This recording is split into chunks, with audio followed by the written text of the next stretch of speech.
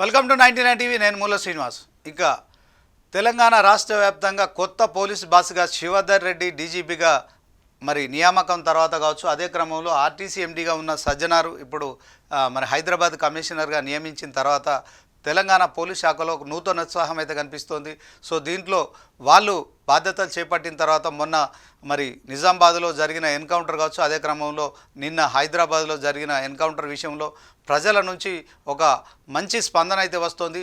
So కొత్తగా ఎన్నికైన DGP Shivadhar Reddy మరి కొత్తగా మరి పోలీసులకైతే కొంత కొత్త బలాన్ని ఇస్తున్నారు. దాంట్లో కేవలం ఫ్రెండ్లీ పోలీసింగ్ అంటే మామూలు ప్రజలతోని మాత్రమే ఫ్రెండ్లీ పోలీసింగ్, అలాగే నేర ప్రవృత్తి కలిగిన వారి విషయంలో ఫ్రెండ్లీ పోలీసింగ్ వర్తించదని చెప్పడం కావచ్చు. అదే క్రమంలో జరిగిన రెండు మరి ఘటనలు ఏవైతే ఉన్నాయో తెలంగాణ పోలీస్ శాఖలో కొంత నూతనోత్సాహం వస్తుంది.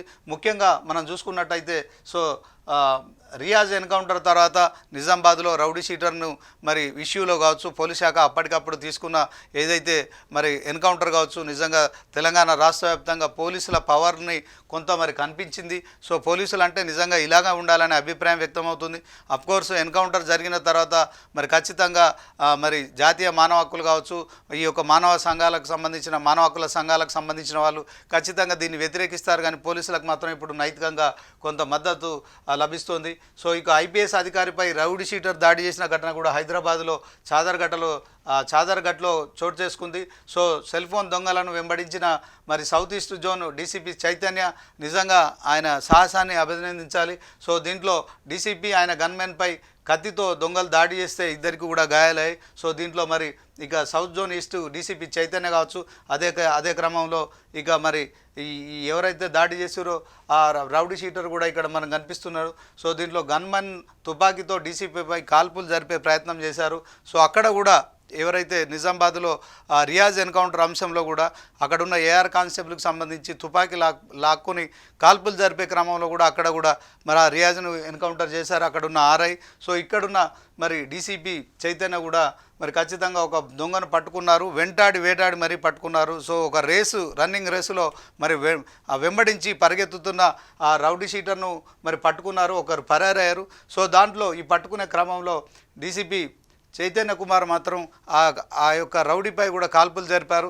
సో దీన్ని బట్టి మనకు అర్థమవుతుంది ఏంటంటే ఓవరాల్గా పోలీసులు మాత్రం రౌడీ షీటర్ల విషయంలో బీ కేర్ఫుల్ బిడ్డలారా, జాగ్రత్తగా ఉండండి. సో రౌడీజం చెలాయిస్తే మేము ఎట్టి పరిస్థితుల్లో ఊరుకోదు. పోలీస్ శాఖ మాత్రం అప్రమత్తంగా ఉంది. సో దీంట్లో మీరు బీ కేర్ఫుల్ అని హెచ్చరిస్తున్నారు.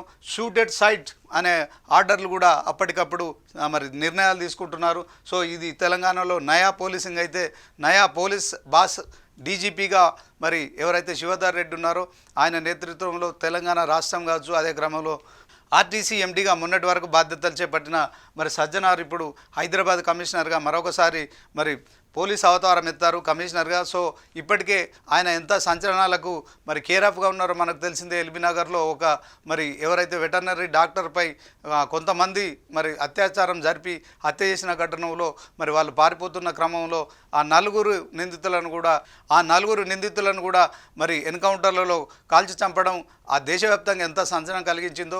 సో మొత్తానికి ఇద్దరు పోలీసు బాసులు మాత్రం ఇక హైదరాబాద్ రాష్ట్రంతో పాటు తెలంగాణ రాష్ట్రం విషయంలో మరి రౌడీలంతా బీ కేర్ఫుల్గా ఉండండి, నేరాలు చేస్తే ఊరుకునే పరిస్థితి లేదు, రౌడీ షీటర్లు మరి వారి ప్రవర్తన మార్చుకోవాలి, లేకుంటే కఠినంగా వ్యవహరిస్తామని చెప్పి హెచ్చరికలు అయితే చేస్తున్నారు.